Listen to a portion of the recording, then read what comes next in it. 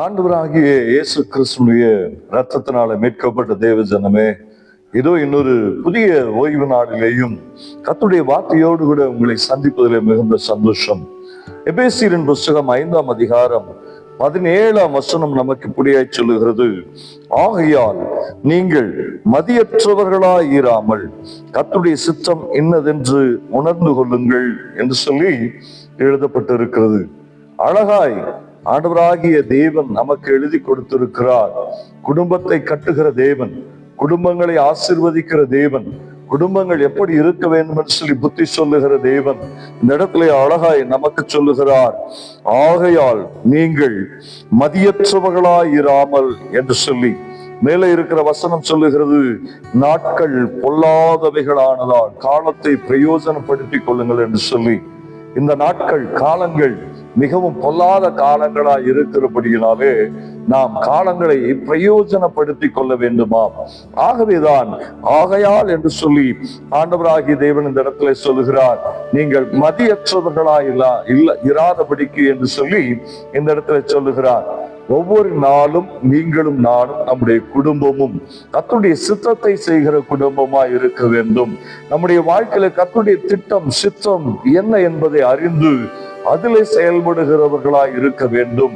நாம் கர்த்தருடைய சித்தத்தை இன்னதென்று உணர்ந்து கொள்ளாமல் இருப்போமே ஆனால் நாம் மதியற்றவர்களாய் இருக்கிறோம் என்று அர்த்தம், புத்தி இல்லாதவர்களாக இருக்கிறோம் என்று அர்த்தம். ஆகவே கர்த்தர் இன்னைக்கு சொல்லுகிறார், இந்த நாளிலே தேவ திட்டம் என் மேல என்ன வைக்கப்பட்டிருக்கிறது, தேவன் என்னை குறித்து என்ன சொல்லி இருக்கிறார், இந்த நாளிலே நான் எவைகளை செய்ய வேண்டும் என்று நாம் ஆராய்ந்து செயல்படுகிறவர்களாய் இருக்க வேண்டும். இன்றைய நாள் ஓய்வு நாள், கர்த்தரை துதிப்பதுதான் நம்முடைய நோக்கமாய் இருக்க வேண்டும். சங்கீதங்களினாலும் கீர்த்தனைகளினாலும் அவரை ஆராதிப்பதும் அவரை புகழ்ந்து பாடுவதுமாகத்தான் இந்த நாளிலே நாம் செயல்பட வேண்டும்.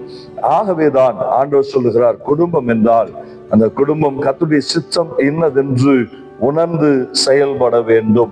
நம்முடைய குடும்பத்துல பிரச்சனைகள் வருகிறதுக்கு காரணம் என்ன, மிஸ் அண்டர்ஸ்டாண்டிங் வருகிறதுக்கு காரணம் என்ன என்றால் கர்த்தருடைய சித்தம் என்னதென்று உணர்ந்து செயல்படாததுனாலதான் நம்முடைய குடும்பங்களில பிரிவினைகளையும் பிரச்சனைகளையும் போராட்டங்களையும் பண கஷ்டங்கள் நெருக்கங்களையும் பார்க்கிறோம். இன்றைக்கு நாம் ஆண்டவருடைய சமூகத்துல நம்மை ஒப்பு கொடுப்போம். ஆண்டவரே, உடைய சித்தத்தை உணர்ந்து செயல்பட எங்களை அர்ப்பணிக்கிற ஆண்டவரேன்னு சொல்லி ஜெபிப்போம். நிச்சயமாகவே ஆண்டவராகிய தேவன் நம்மை அவருடைய சித்தத்துல நடத்த பரிசுத்த ஆவியானவர் மூலமாய் நம்மை இயக்க அவர் உண்மையுள்ளவராய் இருக்கிறார். ஜெபிப்போமா.